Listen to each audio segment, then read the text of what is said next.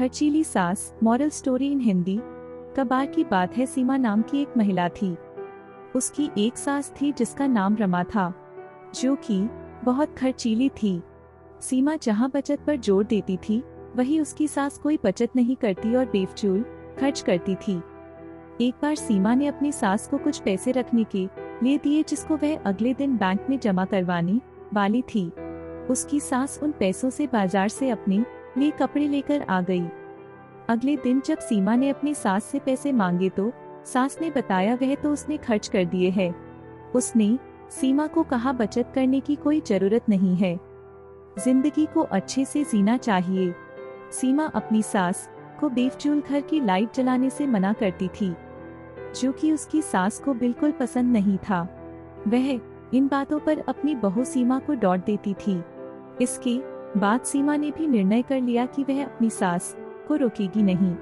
सीमा ने इसके बाद अपनी सास के कमरे का बल्ब लाकर बदल दिया।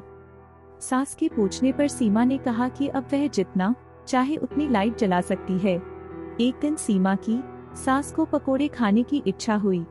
उसने सीमा को पैसे देकर कहा कि जाकर राजू हलवाई की दुकान से पकोड़े ले आए।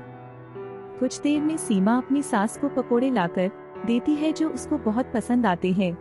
इसी तरह दिन बीते जा रहे थे और सीमा ने अपनी सास को फिजूल खर्ची पर टोकना बंद कर दिया था। एक दिन सीमा की सास बीमार हो गई।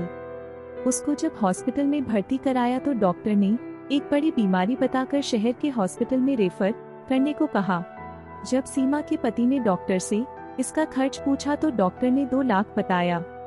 यह सुनकर सीमा का पति और उसकी सास बहुत दुखी हो गए कि इतने पैसे हम कहां से लाएंगे। लेकिन सीमा ने डॉक्टर को अपनी सास को शहर के डॉक्टर को रेफर करने को कहा, जिससे उसके पति और सास हैरान हो गए।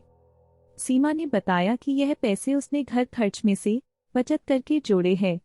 इसके बाद कुछ दिनों बाद सीमा की सास शहर में से अपना इलाज कराकर आ गई। अब वह पूरी तरह से स्वस्थ थी। उसने आकर सीमा से पूछा कि तूने इतने पैसे कैसे जोड़े?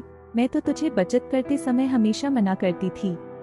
सीमा ने बताया कि मैंने सारे घर में कम बिजली प्रयोग करने वाले बल्ब लगाए और जब भी आप मुझे बाहर से पकोड़े लाने को कहती थी तो मैं घर पर ही आपको पकोड़े बनाकर खिलाती थी।